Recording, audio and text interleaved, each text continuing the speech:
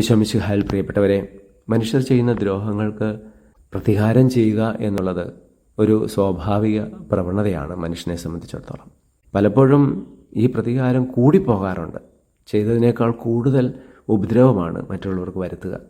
ചെറിയ ഒരു അപമാനത്തിനോ ഒരു പരിഹാസത്തിനോ ചിലപ്പോൾ അവനെ വളരെയധികം പരുക്കേൽപ്പിക്കുക, ചിലപ്പോഴൊക്കെ കൊന്നുകളയുക, ഇതൊക്കെയാണ് മനുഷ്യൻ ചെയ്തു കൂട്ടുന്നത്. അപ്പം ഇങ്ങനെ സംഭവിക്കാതിരിക്കാൻ വേണ്ടി മോശയുടെ കാലത്ത് മനുഷ്യരുടെ ഇടയിൽ ഉണ്ടായിരുന്ന ഒരു ചിന്തയാണ് പല്ലിന് പകരം പല്ല്, കണ്ണിന് പകരം കണ്ണ്. ഒരു കണ്ണ് കുത്തിപ്പൊട്ടിച്ചാൽ പകരം ഒരു കണ്ണ് മാത്രം കുത്തിപ്പൊട്ടിക്കുക, കൂടുതൽ ചെയ്യാതിരിക്കുക. ഇതൊക്കെ പ്രതികാര രീതികളാണ്. അത് സാധാരണ മനുഷ്യർ ചെയ്യുന്ന രീതികൾ. എന്നാൽ ദൈവത്തിൽ വിശ്വസിക്കുന്ന, പ്രാർത്ഥിക്കുന്ന ഒരു വ്യക്തിയിൽ ആ മനുഷ്യൻ്റെ സ്വാഭാവിക പ്രവണതയ്ക്ക് അപ്പുറത്തേക്ക് ദൈവികമായൊരു പ്രവണതയിലേക്ക് അവൻ എത്തിച്ചേരണം. തമ്പുരാൻ ആഗ്രഹിക്കുന്നത് അതാണ്. അതുകൊണ്ടാണ് ദുഷ്ടരോട് ഉപദ്രവം ചെയ്യാതെ അവർക്ക് നന്മ ചെയ്യാൻ കർത്താവ് ആവശ്യപ്പെടുന്നത്. ഒരു മൈൽ കൂടെ പോകാൻ നിർബന്ധിക്കുന്നവൻ്റെ കൂടെ നമ്മൾ ഒരു മൈൽ പോകുമ്പോൾ സാധാരണ മനുഷ്യരെ ആകുന്നുള്ളൂ.